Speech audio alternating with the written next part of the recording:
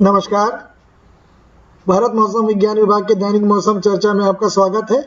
चर्चा आरंभ करने से पहले हम आपको और आपके परिवार को दीपावली की हार्दिक शुभकामनाएं देते हैं। आइए चलते हैं। सबसे पहले पिछले 24 घंटों के दौरान हमारी वेधशालाओं में जो वर्षा दर्ज की गई है उसके संख्यात्मक रूप को अगर हम देखें तो हम पाएंगे केरला और माहे में त्रिशूर में 10 सेंटीमीटर पिछले 24 घंटों के दौरान दर्ज की गई है। एर्नाकुलम में 7 सेंटीमीटर, इदुक्की कोट्टाम में 6, पलक्कड़ और पथानमथिट्टा में 5 सेंटीमीटर प्रत्येक जगहों पे दर्ज की गई है। साथ ही साथ अगर हम कोट्टायम कोचीन की बात करें 4 सेंटीमीटर, करीपुर में 2 सेंटीमीटर। तमिलनाडु, पुडुचेरी और कराईकाल को अगर हम सम्मिलित करें और देखें, तिरुवनेली में 13 सेंटीमीटर, पलायन कोटाई में 8 सेंटीमीटर, कुडलूर में 4, चेन्नई में 2, पम्बन में 5। अगर आंध्र प्रदेश की बात करें, प्रकाशम में 7, कवेली और काकीनाडा में 3 सेंटीमीटर।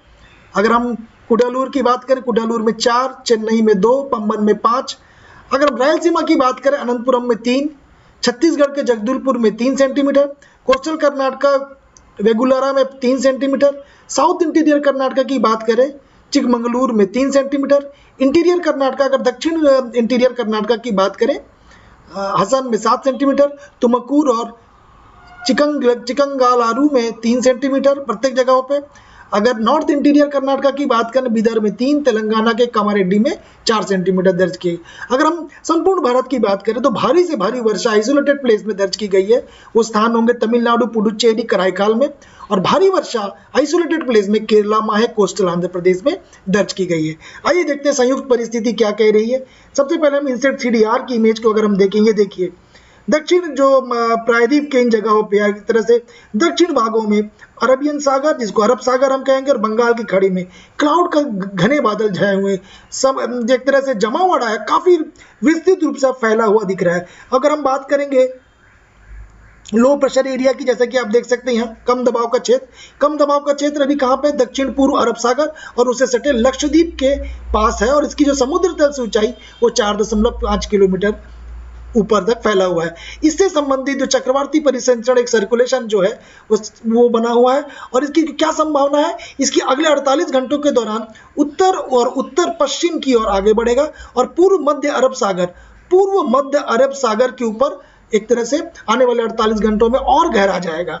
अगर हम दूसरे एक सर्कुलेशन की बात करें, एक साइक्लोनिक सर्कुलेशन, चक्रवाती परिसंचरण यहाँ बना हुआ है।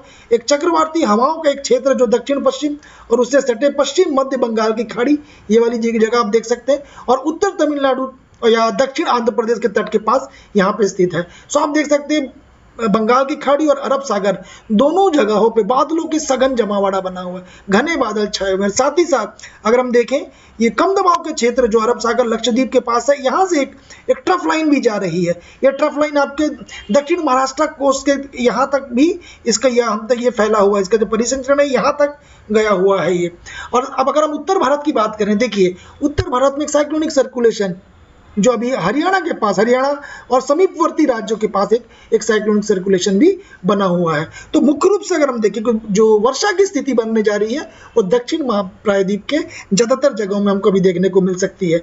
आइए मौसम की स्थिति को अगर हम डेट वाइज या दिनांक से हम देखें अगर, तो मध्यम दर्जे की वर्षा कई जगहों पे थंडरस्टॉर्म और लाइटनिंग के साथ दक्षिण पेनिनसुला इंडिया में और isolated place south Konkan Goa, south Madhya Maharashtra, south Marathwada में आने वाले 5 दिनों तक जारी रहेगी। अगर भारी वर्षा की बात करें, केरला, माहे, तमिलनाडु, पुडुचेरी, कराईकाल और में 5 दिनों तक रहेंगी और कोस्टल आंध्र प्रदेश, यनम और साथ ही आने वाले 4 दिनों तक इसमें कोस्टल आंध्र प्रदेश और यनम की जगह पर बनी रहेगी। अगर हम south interior Karnataka, south Konkan Goa में बात करें, ये 4 और 5 नवंबर को, और रायलसीमा में 6 से 7 नवंबर 2021 तक को होने की संभावना है। अगर हम भारी वर्षा की बात करें, ये भारी वर्षा आपको तमिलनाडु को देखने को मिल सकती है, तमिलनाडु, पुडुचेरी, कराईकाल में 4 नवंबर की, जैसा कि हम आज बात कर रहे हैं। अगर हम उत्तर भारत की बात करें, मुख्य रूप से उत्तर भारत एक तरह से ड्राई वेदर रहेगा, शुष्क रहेगा, और ज्यादातर भाग जो उत्तर भारत के और उत्तर पश्चिम एक तरह से पूर्वोत्तर राज्य और मध्य भारत और पूर्वी राज्य में सम्मिलित होंगे, जिसमें एक तरह से आने वाले 4 से 5 दिनों में ये मुख्य रूप से ड्राई या शुष्क रहने जा रहा है। अगर हम एक बात करना चाहेंगे, शैलो टू मॉडरेट फॉग जिसको हम कहते हैं, वो मुख्य रूप से देखा जाए सवेरे के जो तड़के जिसको हम कह सकते हैं मॉर्निंग आवर्स में, सुबह सुबह आपको दिल्ली एनसीआर में 6 नवंबर तक को देखने को मिल सकता है। लेकिन उसके बाद चूंकि लोअर लेवल पे जो हवाओं की तीव्रता बढ़ने जा रही है, जिसको विंड स्ट्रेंथनिंग हम कहेंगे, जिसके फलस्वरूप 6 नवंबर के आफ्टरनून के बाद फॉग की स्थिति नहीं दिखने को मिलेगी। आइए मौसम की चेतावनी, जैसा कि हमने देखा तमिलनाडु में अब देखिए भारी से भारी वर्षा देखने को मिल सकती है। हालांकि बाकी जगहों में छिटपुट से भारी वर्षा है, जिसमें मध्य महाराष्ट्र, कोंकण, गोवा, कर्नाटका, रायलसीमा और तेलंगाना और कोस्टल आंध्र प्रदेश शामिल है। ये जो तीव्रता है ये 5 तारीख को कुछ कम हो जाएगी तमिलनाडु में। हालांकि 5, 6, 7, 8 की बात करें, तमिलनाडु, केरला, कर्नाटका में छिटपुट से भारी वर्षा देखने को मिल सकती है।